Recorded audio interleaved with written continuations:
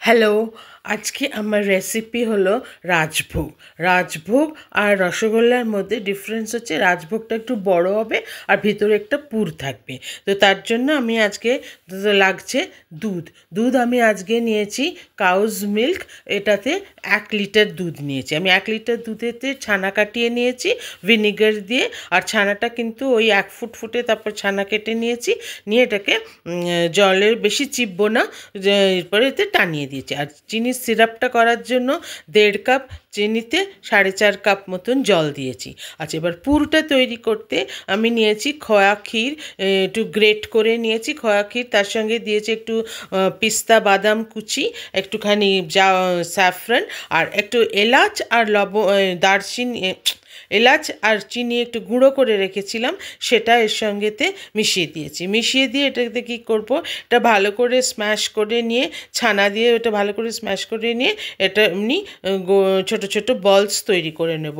এগুলো কিন্তু ভিতরে স্টাফিং হবে। আচ্ছা, যে কটা লাগবে গোল্লা হবে সেই কটা বলসই আমি তৈরি করবো, রসগোল্লা যেগুলো হবে।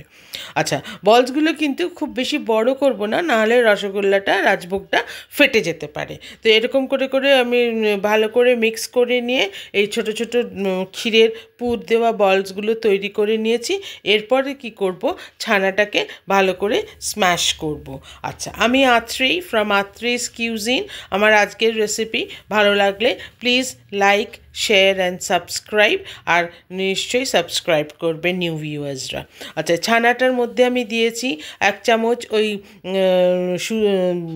ময়দা, 1 চামচ কর্নফ্লাওয়ার, 2 চিমটা বেকিং পাউডার, আর তার সঙ্গে ওই চিনি আর এলাচ গুঁড়ো যেটা করে রেখেছিলাম সেইটা 1 টেবিল স্পুন দিয়েছি। দিয়ে ভালো করে স্ম্যাশ করে নিয়ে এরকম মসৃণ করে নিয়ে এরকম বলসগুলো পাকিয়ে নিচ্ছি। তো এটার থেকে আমার মোটামুটি 10টা ছানার বলস তৈরি হচ্ছে, সেম সাইজে 4টা রাজভোগের মতন হবে।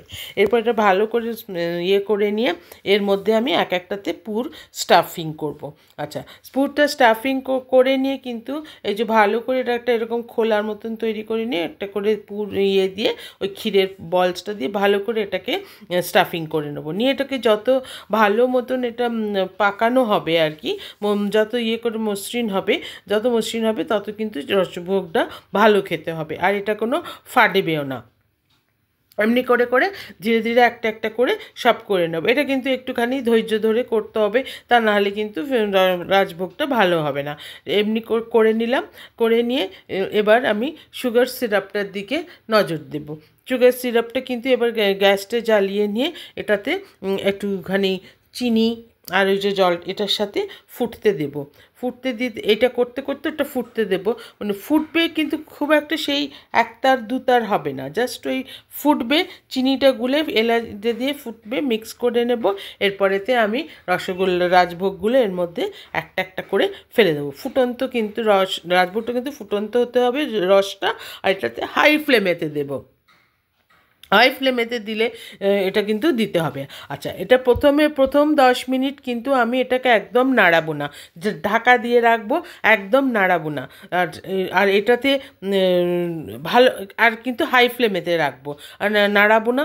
আর তারপরে এটাকে মাঝে মাঝে নাড়িয়ে এটাকে ঠিক করে নেব। আচ্ছা, আমি একটু বলে রাখি যে আমার এই পাত্রটা একটুখানি ছোট হয়ে যাচ্ছিলো বলে আমি পাত্রটা একটু চেঞ্জ করে একটু বড় মুখওয়ালা পাত্রতে নিয়েছি, যাতে এটা ভালো মতন খেলতে পারে এই রাজভোগগুলো। দেখো কীরকম আস্তে আস্তে রাজভোগগুলো বড় হচ্ছে।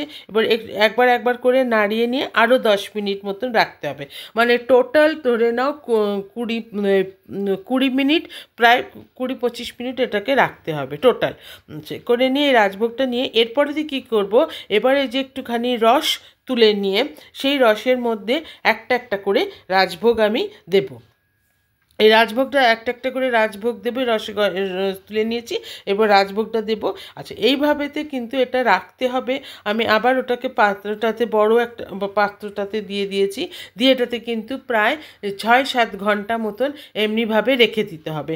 এমনিভাবে রেখে দিলে এটাতে কি হবে, ভালো মতন ওটা রসটা টেনে নেবে, আর এটাও ফোলাটাও কিন্তু কমবে না, বেশ বড় বড় সাইজের থাকবে। এবার দেখো কি সুন্দর এটাতে বড় বড় রাজভোগ মতন হয়েছে, বেশ ভালো ভালো সাইজ হয়েছে এটা রাজভোগ। আর এটা কিন্তু ভীষণ জুসি আর পুরো রস টেনে নিয়েছে। আর এটা একটু দেখাচ্ছি আমি যে রস কীরকম ভর্তি রস হয়েছে, আর একদম স্পঞ্জি একটা রাজভোগ তৈরি হয়েছে, একদম দোকানের মতন তৈরি হয়েছে। দেখো কি সুন্দর লাগছে দেখতে, দেখো টিপে দিয়ে রস সব বেরিয়ে গেছে।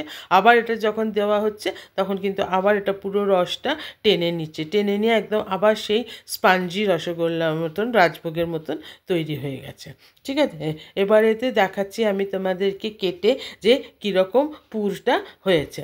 এবার দেখো এই যে এটাতে খুব ভালো হয়েছে সাইজটা এবার আমার রাজভোগের। আচ্ছা, এটা কিন্তু আসলে আমি অনেকবার ট্রায়াল করে তারপরে এটা করি, তো সেজন্য এবার এতে খুব ভালো হয়েছে। আচ্ছা, দেখো রাজভোগটাকে টেনে কি সুন্দর দেখো পুরটা দেখা যাচ্ছে। হ্যাঁ, আর এটা একদম দারুণ হয়েছে, যে তোমরাও বানিয়ে নিয়ে করতে পারো। আর এটাকে দারুণ খেতে হয়, আর খুব একটা ডিফিকাল্ট হয় না, কিন্তু একটুখানি সাবধানে কেয়ারফুলি করতে হয় যাতে এটা ভালো জুসি রাজভোগটা তৈরি হয়। Thank you.